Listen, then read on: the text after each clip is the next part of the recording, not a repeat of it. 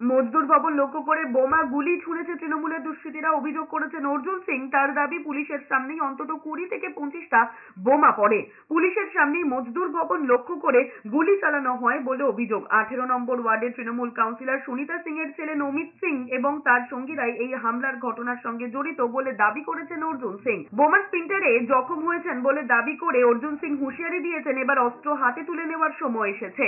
মজদুর ভবনের উপরেই অ্যাটাক হয়েছে। নিচে আপনি দেখবেন ইট পাথর গুলি সবই চলেছে। তো চিল্লাচ্ছে, তখন আমি নেমেছি। নামার পরে নিচে দেখছি তো পুরো বম, পাথর ইট চালাচ্ছে।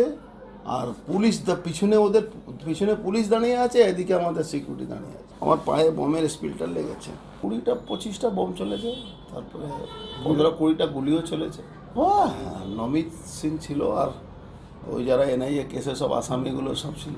নমিত সিং অভিযোগ খারিজ করে পাল্টা জগদ্দলের তৃণমূল বিধায়ক সোমনাথ শ্যাম দাবি করেছেন গুলি চালিয়েছে অর্জুন সিংই। মজদুর ভবন থেকে বোমা ছোড়া হয় বলে অভিযোগ করেছেন তিনি। সোমনাথ শ্যামের দাবি, অর্জুন সিং চাইছেন ফের ব্যারাকপুরকে অশান্ত করতে, যেটা এই রাজ্যের পুলিশ কখনোই হতে দেবে না। বিভিন্ন মজদুর ভবনে যারা ক্রিমিনাল বাস করে তাদের দিয়ে একটা হামলা চালানোর চেষ্টা করেছে।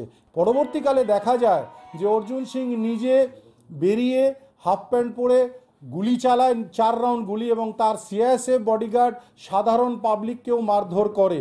এদিকে হামলার ভিডিও পোস্ট করে সোশ্যাল মিডিয়ায় সরব হয়েছেন শুভেন্দু অধিকারী। প্রাক্তন সাংসদের বাড়িতে তৃণমূলের দুষ্কৃতীরা হামলা করলেও নীরব দর্শকের ভূমিকায় ছিল পুলিশ। অভিযুক্তদের চিহ্নিত করে গ্রেফতারের জন্য এই ভিডিওই যথেষ্ট।